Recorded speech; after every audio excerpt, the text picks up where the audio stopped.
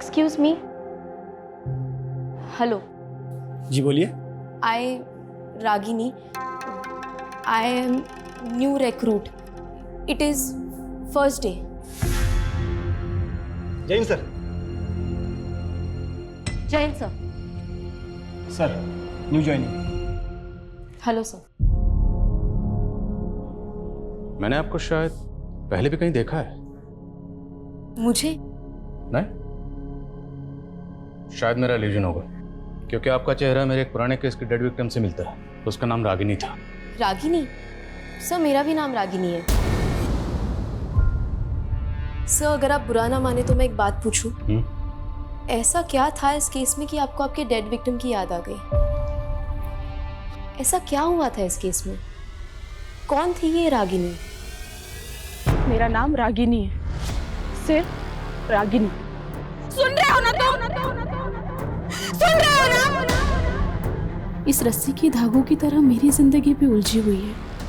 हम जब अपनी काबिलियत के दम पे अपना कद ऊंचा करने की सोचते हैं तो कई बार दुनिया हमारे कदमों से जमीन भी छीन लेती है।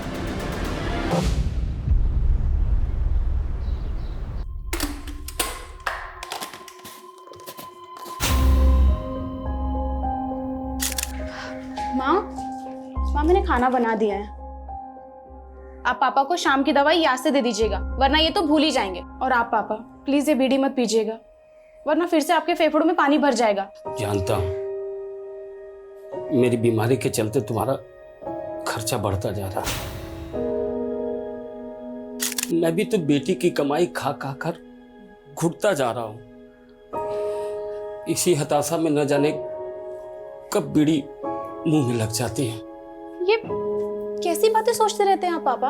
आप बस अपनी सेहत का ध्यान दीजिए। और हाँ, अगर आपने दोबारा बीड़ी पीना तो मैं सच में आपसे बात नहीं करूंगी। अरे नहीं, देखो ऐसा हरगिज मत करना। चलो नहीं पीऊंगा।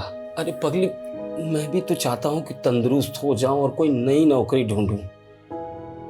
मुझे भी तो अपनी जिम्मेदारी निभाने दीजिए पापा।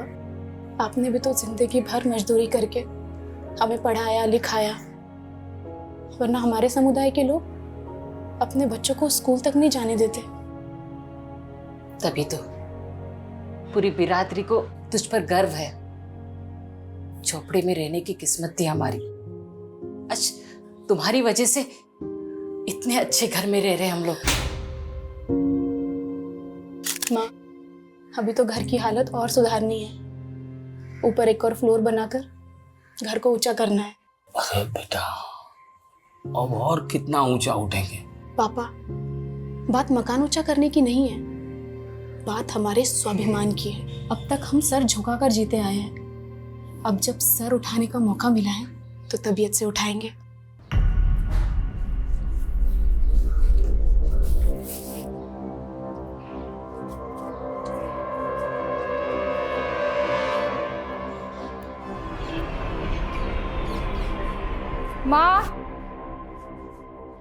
माँ एक कप चाय बना दो प्लीज। तेरी बहन सबके लिए खाना बना के ऑफिस भी चली गई, तू खुद के लिए चाय नहीं बना सकती? मेरी तुलना ना उससे मत क्या करो। तेरी तुलना में उससे करना भी नहीं चाहती। तू उसके एड़ी के बराबर भी हो जाए ना तो मैं गंगा नहा लूंगी।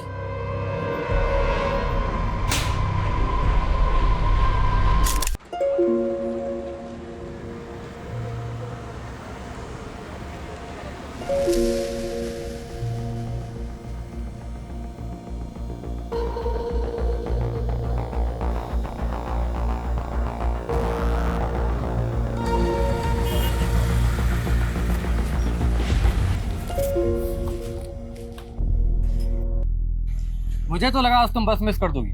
आज बस मिस होती तो बहुत जान से मार देता। बहुत बड़ी प्रेजेंटेशन है मेरी। ये धागा कैसा बांध रखा है?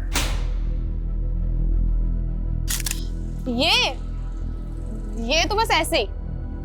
तू जो मुझे वो हॉरर क्लिप्स भेजता है ना, सपने में भूत आने लगे मेरे, उससे बचने के लिए बांधा है। तू भी इन सब पे विश्वास करती है? हंस मत, चल बस आ गई।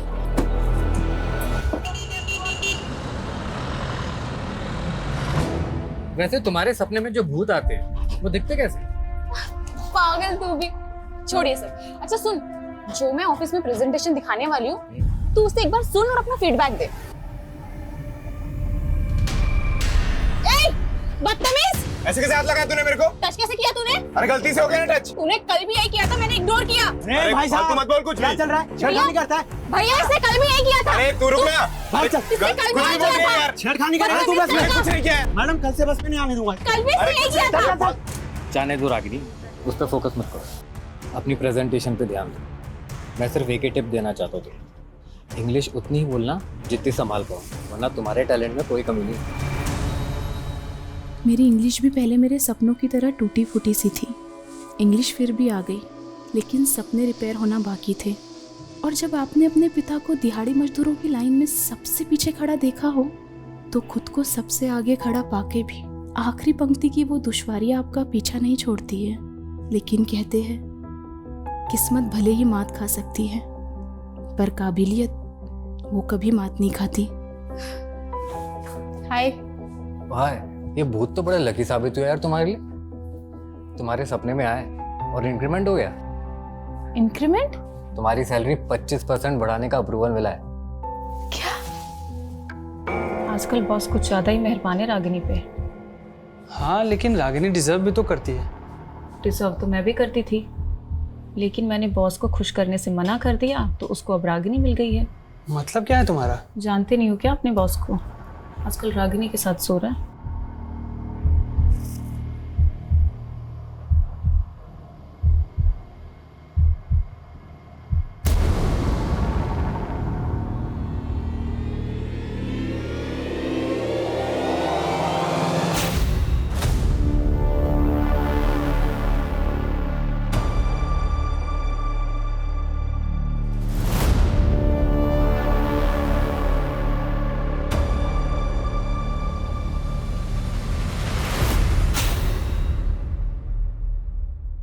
मैडम वो आपने न्यू बायोमेट्रिक एंट्री वाला फॉर्म भर दिया? हाँ पवन जी भर दिया।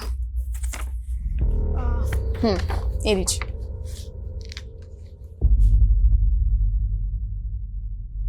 अरे मैडम इसमें तो सरनेम ही नहीं है। मेरा कोई सरनेम नहीं है पवन जी। सरनेम तो सबका होता है, कोई हवा से थोड़ी ना आता है, सब अपने बाप दादा के कुल से ही आते हैं। वैसे आपका कुल क्या है मैडम? पवन जी फालतू की बातें छोड़िए और जाइए अपना काम करिए।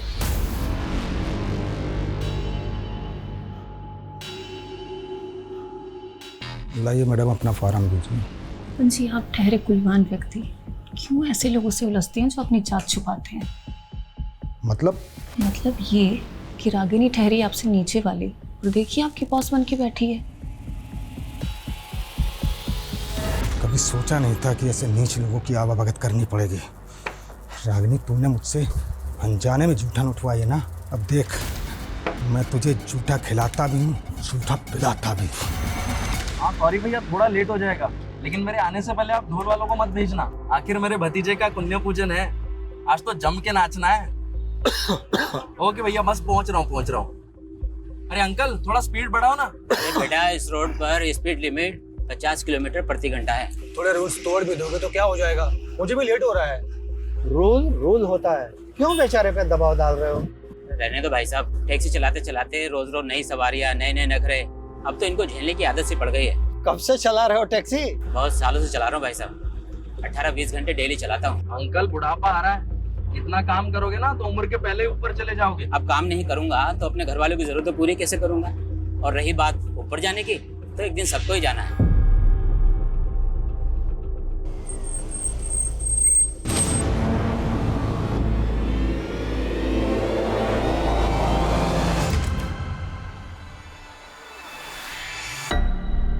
रागिनी फोन नहीं उठा रही है। 10 बजने को आया, कहाँ रह गई वो?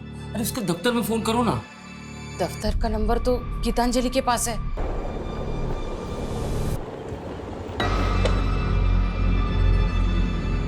बाय।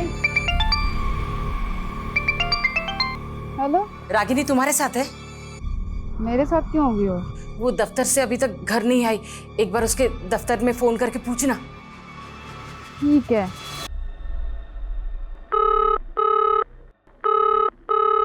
उसके ऑफिस में भी कोई कॉल नहीं उठा रहा है माँ, ऑफिस बंद हो गया होगा। एक काम करना, उसके साथ जो काम करते उनको एक बार फोन करके पूछना। आप लोग क्यों टेंशन ले रहे हो? कहीं होगी ना कहीं मौज करने आ जाएगी। क्या बकवास कर रही है ये? बकवास मैं नहीं कर रही हूँ पापा, और ये आप दोनों की गलती का ही नतीजा है। 27 साल की हो गई है, लेकिन उसकी शादी के बारे में आप लोगों ने नहीं सोचा, तो कहीं तो जाएगी ना अपनी तरफ। जुबान है क्या कैची? बोलने से पहले ये भी नहीं सोचती कि सामने बाप खड़ा है।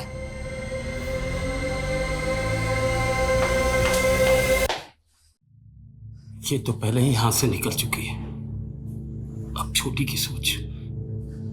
मैं जाता हूं उसे ढूंढने। अरे आप कहाँ जाएंगे? वैसे ही आपकी तबीयत ठीक नहीं रहती। आप रुकिए, मैं जाती हूँ, आप रुकिए। अरे बेटी घर वापस नहीं आए, मैं यूं हाथ में हाथ धरे बैठे नहीं रह सकता। हटो। सुनिए पापा सॉरी, वो मैं कुछ ज्यादा ही बोल गई। चलिए मैं चलती हूँ आपके साथ।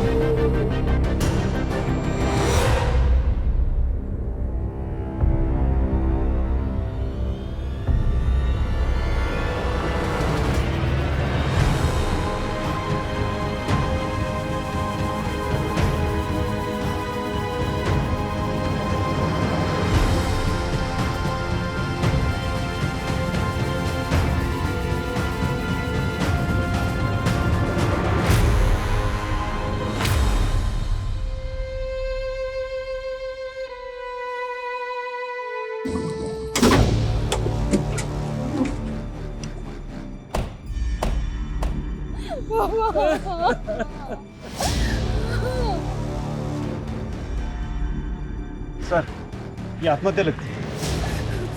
आत्महत्या नहीं कर सकती है मेरी बेटी। संभालिए अपने।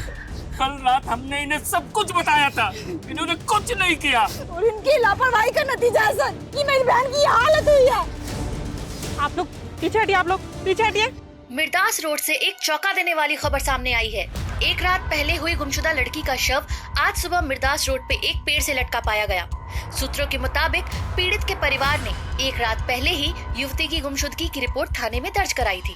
अब सवाल ये उठ रहा है कि ये मर्डर है या सुसाइड। आपको लगता है कि रागिनी ने सुसाइड नहीं किया, बल्कि किसी ने उसकी हत्या की? ये हत्या ही है साहब। मेरी बेटी ने कभी भी किसी समस्या के सामने घुटने नहीं टेके। किसने की होगी ये हत्या? पता नहीं किसकी नजर लग गई हमें। नजर लग गई? साहब, हम लोग भूमिहीन लोग हैं। 3 साल पहले रागिनी की यहाँ नौकरी लगी थी और 1 साल पहले बहुत मेहनत कर उसने बैंक से कर्ज लेकर ये घर बनाया। आप भी देखिए सारे सपने कैसे टूट गए।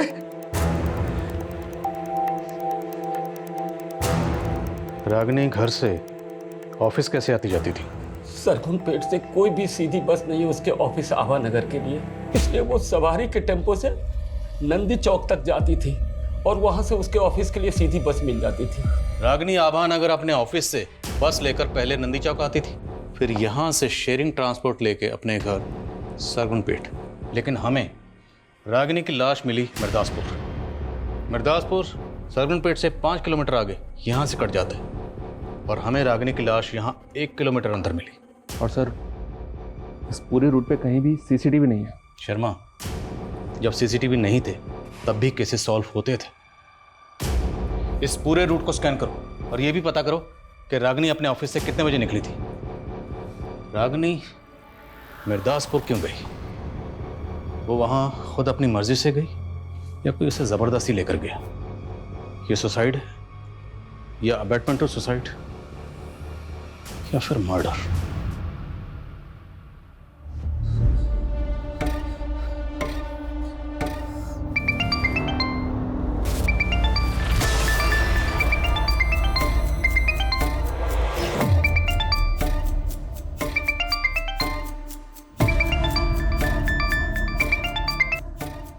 मुझे तुमसे कोई बात नहीं करनी है।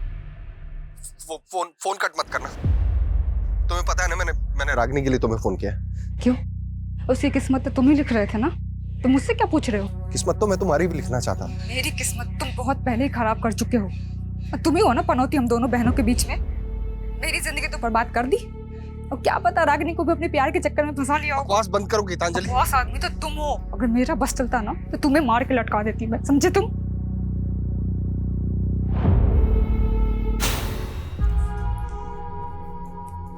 गीतांजलि, ये सब क्या है? हाँ, मैंने तुमसे क्या कहा था कि 10,000 रुपए से ज्यादा खर्चा नहीं करना है, और तुम 27,000 रुपए उड़ा कर आई हो उन सब में।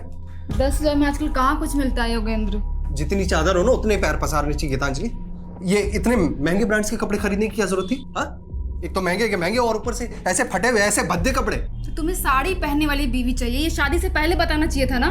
लेकिन फैशन के नाम पे अपनी बीवी को ऐसे फटे हुए और भद्दे कपड़े नहीं पहनने दे सकता मैं। तुम्हें पता भी है ऐसे कपड़े पहनने से क्या होता है? दुर्भाग्य क्या आता है, गरीबी आती है। अच्छा, तो जो ऐसे कपड़े मॉडल्स पहनती है ना, उनका जाकर बैंक बैलेंस चेक करो पहले। डकियन उसी ख्याल वाले से शादी हो गई मेरी। तुम कहना क्या चाहती हो? हाँ, हाथ छोड़ो। अपनी मर्यादाओं में रहो। देखो, हाँ छोड़ो। तुम कहना क्या चाहती हो? तुम अपनी हद में रहो, ठीक है? दीदी पागल हो गई हो क्या? अपने पति पर ऐसे कौन हाथ उठाता है? और कौन सा पति ऐसे अपनी पत्नी पे हाथ उठाता रहता है? पता भी है तुझे? और एक दिन मुझे मौत तक फिरता रहता है ये। आ गई वकालत करने। जीजा जी, जीना मुश्किल कर दिया तुम्हारी बहन ने मेरा। मैंने आज तक उस पर हाथ नहीं उठा। उसने जीजा जी संभालिए अपने आप को। दीदी की तरफ से मैं आपसे माफी मांगती हूँ।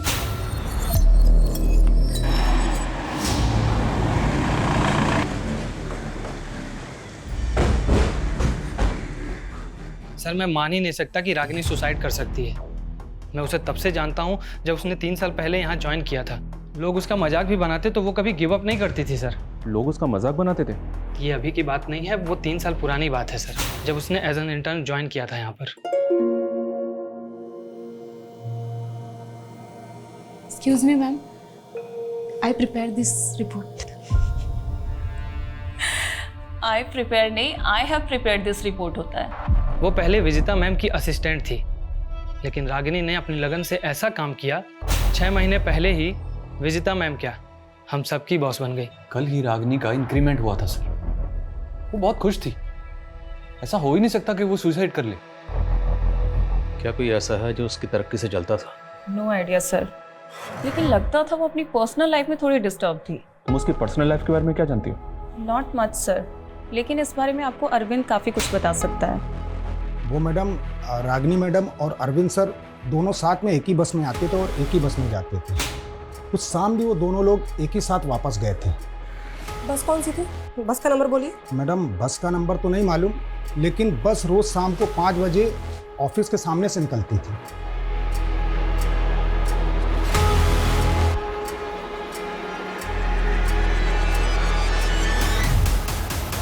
हाँ सर, ये लड़की रोजाना इसी बस से जाती थी, पर उस दिन इस बस से नहीं गई थी सर। क्या ये लड़की उस दिन बस में नहीं चढ़ी थी? नहीं सर।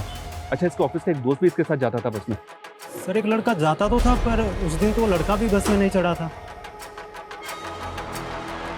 कहीं ऐसा तो नहीं रागिनी उस दिन अरविंद के साथ कहीं गई थी? पता करो अरविंद का और थाने बुलाओ उसे। ओके सर, मैं नहीं जानता रागिनी के साथ उस रात क्या हुआ। रागिनी और तुम दोनों एक साथ उस बस में जाते थे, लेकिन उस दिन तुम दोनों ही उस बस में नहीं चढ़े। बोल, रागिनी को लेकर कहाँ गया था? सर, मुझे किसी काम से विदिशा जाना था। मैंने वो बस पकड़ी नहीं, लेकिन रागिनी उसी बस से गई थी। सॉरी यार, मैं आज तुम्हें बस में कंपनी नहीं दे पाऊंगा। तो क्या हुआ यार, कोई बात नहीं, मैं चली जाऊंगी। लेकिन ड्राइवर तो बोल रहा है कि रागिनी उस बस में चढ़ी ही नहीं। तुमने खुद देखा था रागिनी को चढ़ते हुए? सर, देखा तो नहीं था, लेकिन हम रोज उसी बस से जाते थे। ये बस वाला झूठ तो नहीं बोल रहा, क्योंकि रागिनी नंदी चौक से बस में चढ़ती थी। बस स्टॉप पे पता करते हैं, क्या रागिनी को किसी ने बस में चढ़ते हुए देखा था? और बस की बाकी सवारियों से बात करनी होगी।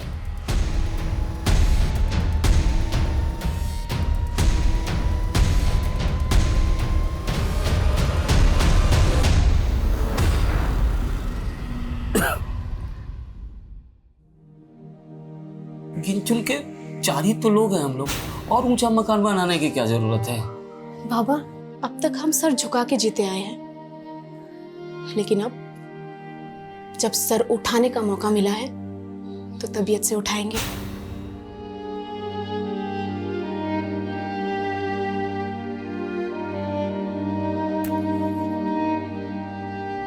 अगर आपने दोबारा बीड़ी पी ना तो मैं सच में आपसे बात नहीं करूंगी।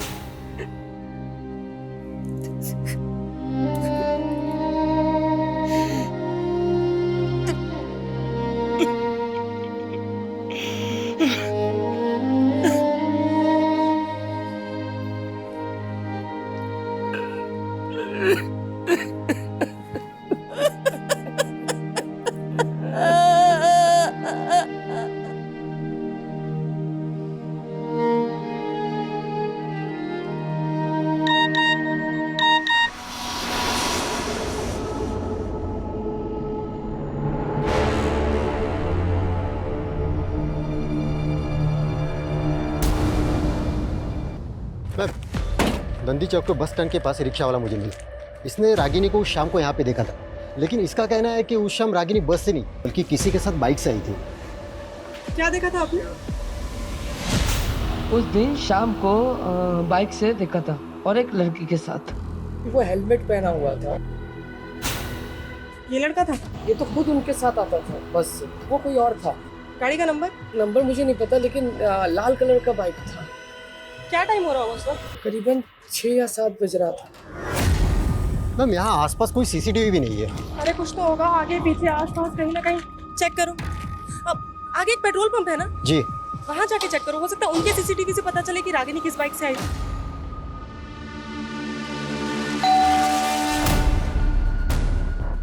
राघवी जी का घर यही है? हाँ। महंगे कुछ पार्सल है।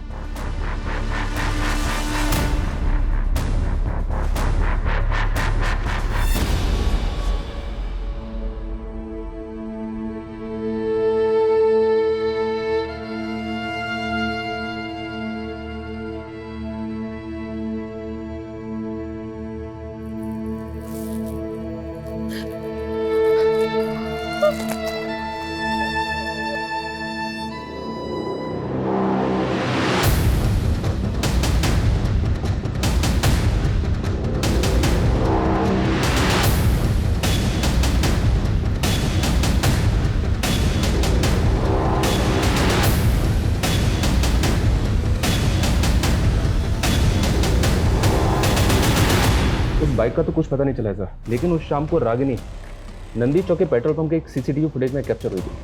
वो शाम को तकरीबन 7 बजे एक कैब में बैठी हुई दिखी। ये देखिए। किसकी कैब है? अब बिना वक्त गवाए ये बता दे कि लड़की को क्यों मारा। बोल। साहब मैं मानता हूँ वो लड़की मेरी टैक्सी में बैठी थी। ये बोल, लड़की को लेकर गया कहाँ था? साहब मुझे कुछ नहीं पता, मैं शहरी टैक्सी चलाता हूँ। कौन कहाँ पे उतरता है याद नहीं मुझे। कोई बात, हम याद दिलाएंगे। याद दिला जरा से। साहब साहब साहब साहब मुझे याद आ रहा है साहब। सर मैंने उस लड़की को ना मिर्दास रोड पे छोड़ा था सर।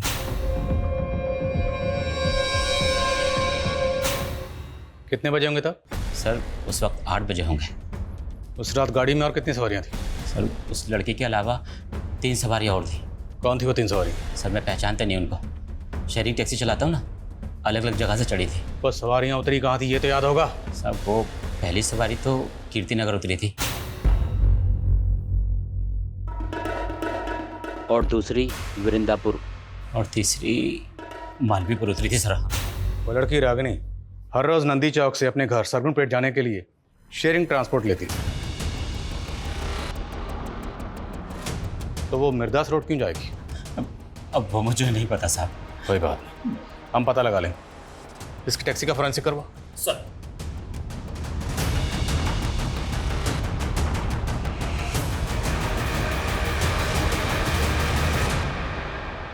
निमिष, तुम्हारी टैक्सी में ई वॉलेट बारकोड है ना? हाँ साहब है। तो पैसेंजर से पेमेंट कैसे लेते हो? ई वॉलेट से या कैश? सर ई वॉलेट से भी और कैश भी, दोनों। उस रात उन तीनों सवारियों ने पेमेंट कैसे की थी? साहब एक सवारी ने तो ऑनलाइन किया था और बाकी ने कैश। ट्रांजैक्शन दिखा और उस लड़की को जहां उतारा था वो लोकेशन दिखा।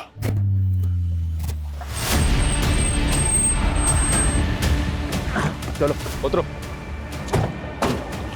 हाँ साहब। यही वो जगह है, यही उतारा था मैंने उस लड़की को।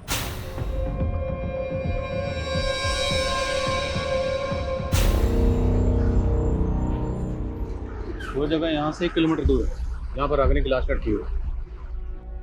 सर, यहाँ आसपास कुछ घर दिखाई दे रहे हैं। हो सकता है कि रागिनी या किसी के घर पे आई हो। उस रात को किसी ने रागिनी को यहाँ आते जाते देखा। रागिनी के घर वालों ने ऐसा कुछ कहा नहीं कि उनकी जान पहचान का यहाँ क्यों रहता है। फिर भी पता करो। Okay sir. विकास। हाँ समझ। सर, उस शाम कैब वाले को रमेश कुमार नाम के एक आदमी ने ई वॉलेट से पे किया था। सर, ये आदमी कीर्तिनगर में रहता है, मैंने उसे बुलवा लिया। ठीक।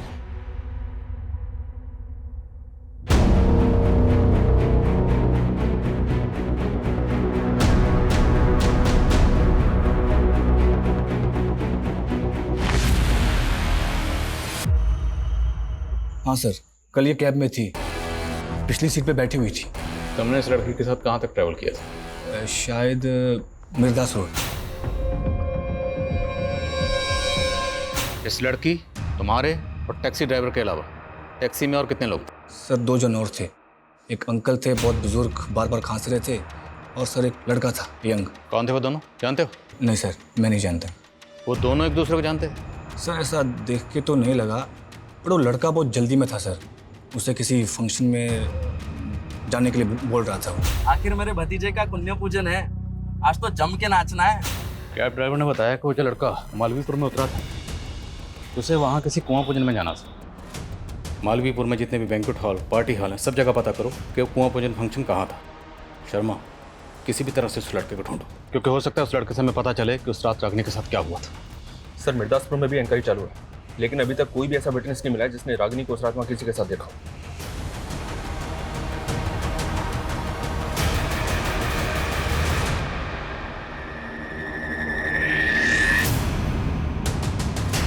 सर, रागिनी के घर से फोन था, उसकी फैमिली आपसे मिलना चाहती है। रागिनी ने ऑनलाइन पोर्टल से रस्सी मंगवाई थी, जो अब डिलीवर हुई है। जी सर।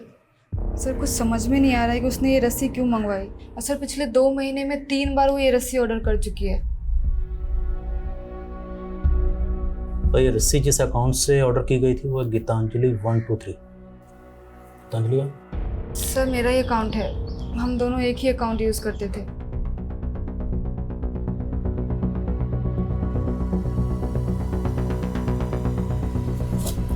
ये ठीक वैसी रस्सी है जिस रस्सी पर रागिनी की लाश लटकी हुई थी।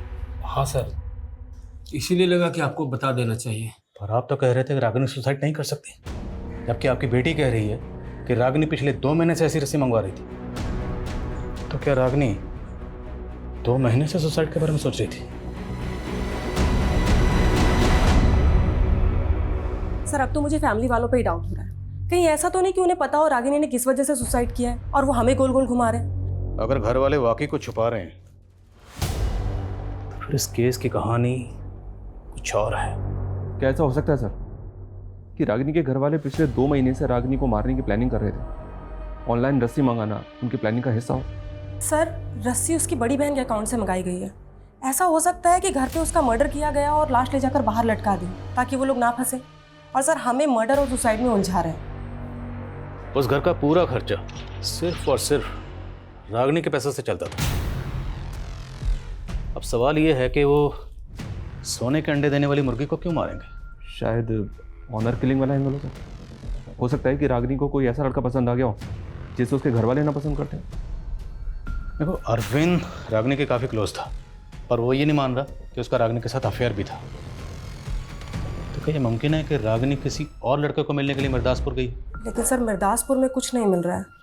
रागिनी के सोशल मीडिया अकाउंट्स चेक करो, क्योंकि इस रस्सी ने इस केस को और भी उलझा दिया है। लेकिन रागिनी की मौत का इस रस्सी से कोई तो राज जुड़ा है।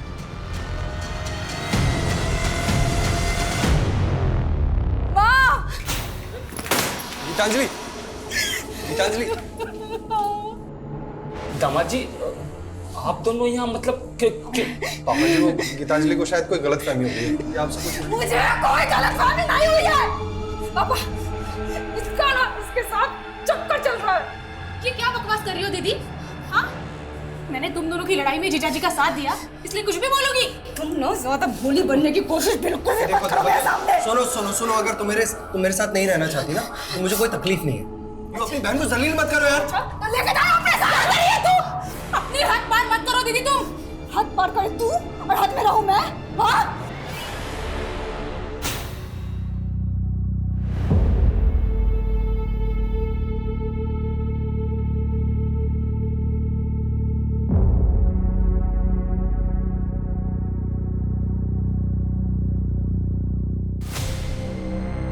गीतांजलि, कहीं तू हमसे कुछ छुपा तो नहीं रही है ना?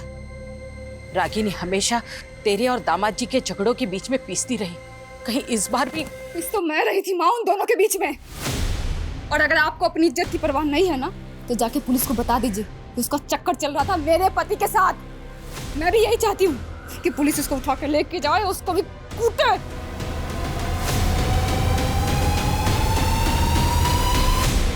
उस रात मालवीपुर के एक पार्टी हॉल में एक बच्चे का कुआं पूजन था और रमेश के मुताबिक जिस बच्चे का कुआं पूजन था वो उसका भतीजा था। हमने इस फंक्शन की गेस्ट लिस्ट निकाली। बच्चे के फादर के जितने भी ममेरे, चचेरे और दोस्तों की ये तस्वीरें हैं।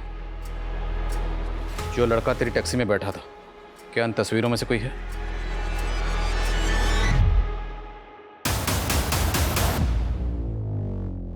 सर वो लड़की मालवीपुर के पहले ही कहीं उतर गई थी। कहाँ उतरी थी? जगह का नाम बोल। शायद मिर्दासपुर सर। उस रात तेरे, टैक्सी ड्राइवर और इस लड़की के अलावा टैक्सी में कोई और भी था? सर 2 लोग और थे। कौन थे? जानते हो ना? जी नहीं सर। विनय, रमेश और कैब ड्राइवर निमेश, इन तीनों की स्टेटमेंट सेम है। मैंने चेक भी किया सर, ये तीनों वाकई में एक दूसरे को नहीं जानते। हो सकता है तीनों सच बोल रहे हैं। इन तीनों के अलावा उस रात कैब में एक बंदा और था जो वृंदा पर उतरा था। वो बंदा कौन था? उसका बयान लेना भी जरूरी है। उसका स्केच बनवाओ इन तीनों से। Okay sir. सर उस शाम रागिनी की कलीग दिलीप का नंबर नंदी चौक में एक्टिव था और सर उसके पास बिल्कुल उसी मॉडल की बाइक है जिसके बारे में चाय वाले ने जिक्र किया था। वो मैंने उसको लिफ्ट दी थी सर, लेकिन मैंने उसको नंदी चौक उतार दिया था। वही तो पूछ रहा हूँ, पहले क्यों नहीं बताया? प्लान क्या था? कैसा प्लान सर? आप बेकार में शक कर रहे हैं मुझ पर। मैं तो खुद गिल्ट में हूँ कि मैंने उस दिन उसको घर तक नहीं छोड़ा। ये इमोशनल ड्रामा बंद कर, सच बोल। मैं सच कह रहा हूँ सर। मैं उसको घर तक ड्रॉप करता तो मुझे अपने घर जाने के लिए 15 किलोमीटर वापस आना पड़ता। इसलिए रागिनी ने ही मुझसे कहा कि मैं उसे नंदी चौक उतार दूँ। वो शेयरिंग कैब ले लेगी। ठीक है, जाओ। सुनो, कहीं गायब होने की मत सोचना, वरना बहुत पछताओगे। ये पक्का कुछ छुपा रहा है। इसकी उस रात की एक एक एक्टिविटी पता करो। Okay sir.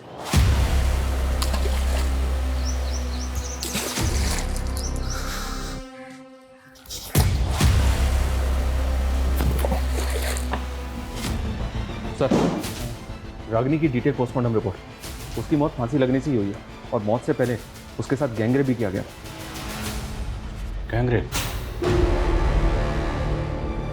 तो ये भी तो मुमकिन है कि जिन लोगों ने उसका गैंगरेप किया उन्हीं लोगों ने उसको मारा, रस्सी से बांधा और पेड़ पर लटका दिया। लेकिन वो रेपिस्ट है कहाँ? रेपिस्ट तो रेपिस्ट। हम तो अभी तक ये भी पता नहीं लगा पाए कि रागिनी मिर्दासपुर क्यों गई थी।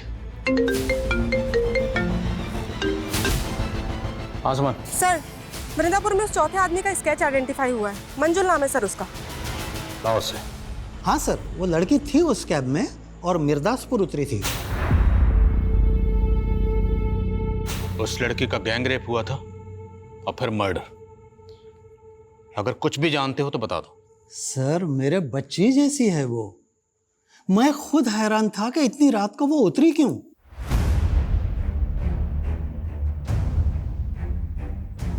और बेटा सुनो। बेटा, इतने दिनों से मैं यहाँ इतनी पुलिस आते हुए देख रही हूँ, बात क्या है? अरे लड़की की आत्महत्या की है ना, उसकी इंक्वायरी चल रही है। पर वो तो 1 किलोमीटर दूर हुई थी, फिर पुलिस यहाँ क्यों पूछ रही है? सर मैंने रागिनी का सोशल मीडिया अकाउंट चेक किया। सर गौर करने वाली बात यह है, जिस दिन उसका रेप हुआ है उस दिन उसने इस योगेंद्र नाम के आदमी को बर्थडे विश किया है। कहीं ऐसा तो नहीं कि रागनी को ये बर्थडे पार्टी अटेंड करनी थी इसलिए वो मिर्दासपुर उतरी? लेकिन सर ये सरकपुर में रहता है। हो सकता है इसने रागनी को पिक किया वहाँ से। सर हैरानी की बात तो यही है, ये योगेंद्र रागिनी की बड़ी बहन गीतांजलि का हस्बैंड है और गीतांजलि और इसका डिवोर्स होने वाला है। What? क्या हुआ? योगेंद्र का नाम सुनकर आप लोग चुपके हो गए? सर ये लोग कुछ नहीं बोलेंगे उसके बारे में। मतलब कहना क्या चाहती हैं आप? सर वो मुझे डिवोर्स देके मेरी बहन रागिनी से शादी करना चाहता था। रागिनी भी उससे शादी करना चाहती थी? सर रागिनी तो उसके सामने मुझे ही गलत समझती थी, कभी उसकी असली इंटेंशन नहीं समझ पाई। सर एक नंबर का वाहियात आदमी है वो। मुझसे पहले उसने एक जानवर से भी शादी की थी सर।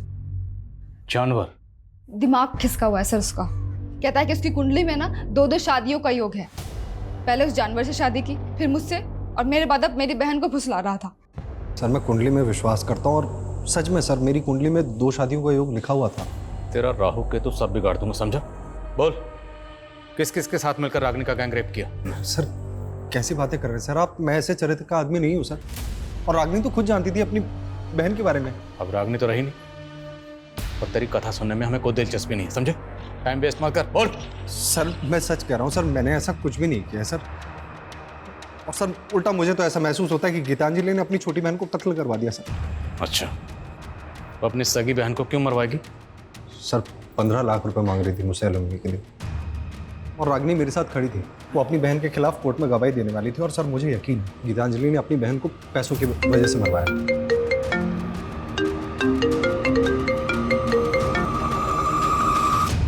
बोलो।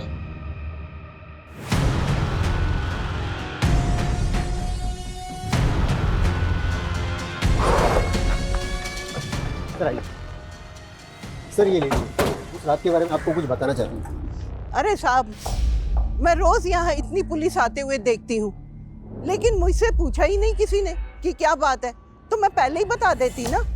बात यह है कि हम एक लड़की को ढूंढ रहे हैं, ये वो लड़की।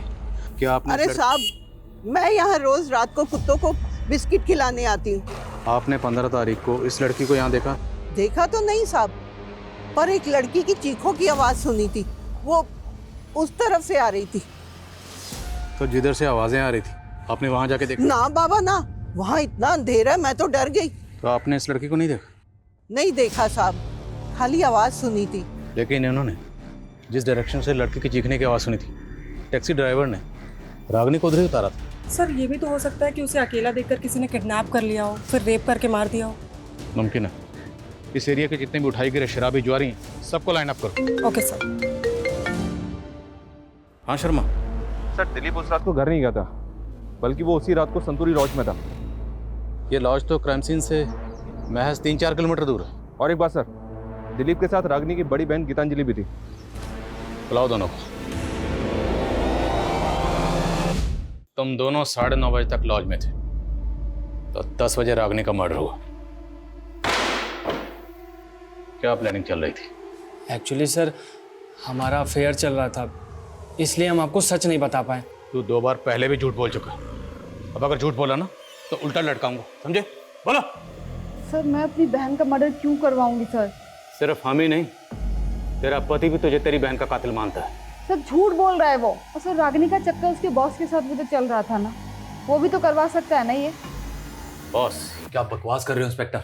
हमें तो यही पता चला कि आप इसलिए उसे प्रमोशन पे प्रमोशन दे रहे थे। प्रमोशन पे प्रमोशन मैं उसको इसलिए दे रहा था क्योंकि वो प्रमोशन के काबिल थी। और आपके पास कोई सबूत है मेरे खिलाफ? सर दिलीप ने बताया था। बोलो। सर मुझे तो विजेता ने बताया था। सर मैंने दिलीप से रागिनी और बॉस के बारे में कुछ भी नहीं कहा है, वो पता नहीं फिजूल में मुझे क्यों बदनाम कर रहा है।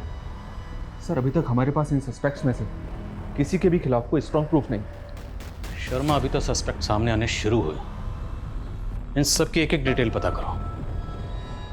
हम लोगों से कहीं ना कहीं कोई तो चूक हो रही है।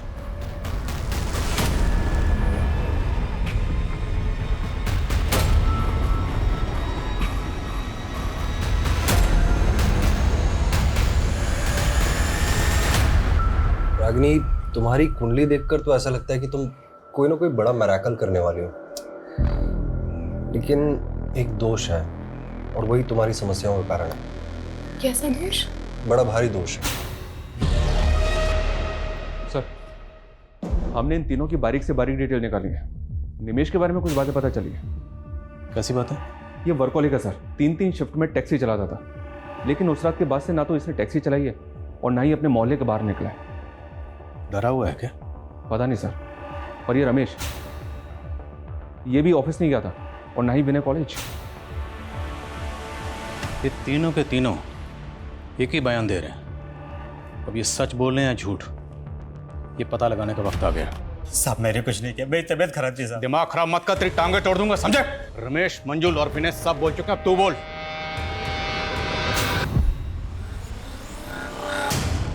आइए मैडम, सरगम पेट 50 रुपया। नहीं भैया, मुझे मिर्दास रोड के तालाब वाले रास्ते से होते हुए जाना है। हाँ तो ठीक है मैडम, वहीं छोड़ देंगे। आइए बैठिए।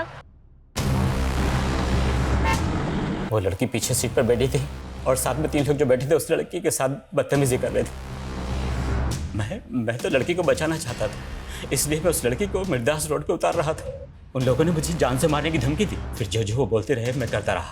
उन्होंने आगे जाके गाड़ी रुकवाई और उस लड़की के साथ रेप किया। मैंने कुछ नहीं किया साहब।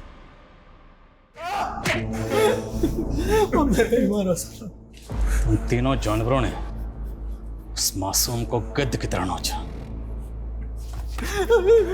तू, तेरी तो बेटे की उम्र की थी। रेप ही नहीं किया बल्कि तुम मार दिया। नहीं, हमने कुछ नहीं किया साहब, हमने तो उसको जिंदा छोड़ दिया था। हाँ सर, निमेश ने हमें उसके बाद हमारे घर छोड़ दिया था। सर हम वहां से गए तो वो जिंदा थी। सर सच में हमने उसे नहीं मारा। तुम्हें 7 मंगलवार ऐसे ही पानी में रस्सी को बहाना और फिर देखना तुम्हारी समस्या कैसे खत्म होती है। ये काला धागा, इसे हमेशा अपने हाथ में बांधे रखना है ना।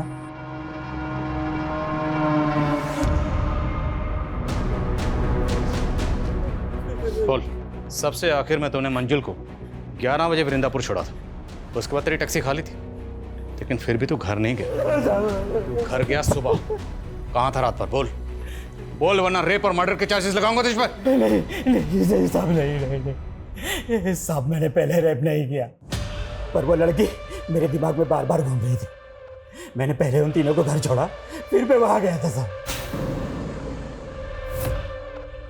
वो लड़की अधमरी सी हो गई थी, फिर मेरी नजर उसके बैग पर पड़ी, उसमें रस्सी थी साहब, वही पेड़ पे टांग के आ गया साहब। सर, एक मिनट।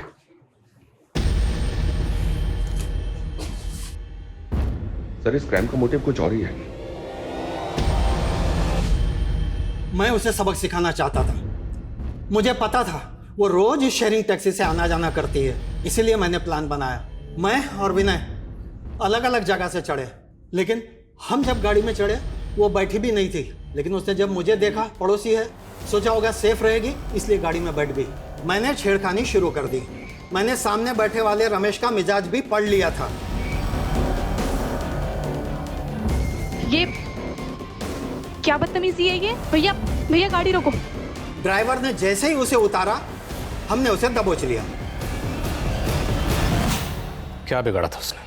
मैंने उसको समझाया था उसका घर हमारे घर से ऊंचा ना करे, लेकिन उसने हमारी नहीं सुनी। मैं उनकी जात वालों के घर का पानी भी नहीं पीता और मैं नहीं चाहता था उसके घर की परछाई में हमारे घर पर पड़े। शर्मा,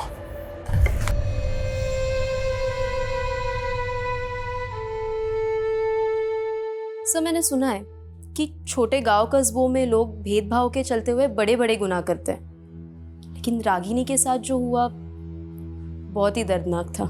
वो लोग रागिनी को छोटा समझते थे। दरअसल छोटी रागिनी नहीं, छोटे थे वो लोग, उनकी सोच, जिन्होंने रागिनी को सिर्फ इसलिए मार दिया ताकि रागिनी के घर की परछाई उनके घर पर ना पड़े। सिर्फ इसलिए एक मासूम की जान ले ली उन लोगों ने, जबकि उनकी खुद की परछाई उनसे शर्म खाती हो। जो लोग दूसरों को भेदभाव की नजर से देखते हैं, दरअसल समाज में वो विकृति पैदा करते हैं और ऐसे ही लोग देश में अराजकता का माहौल पैदा करते हैं।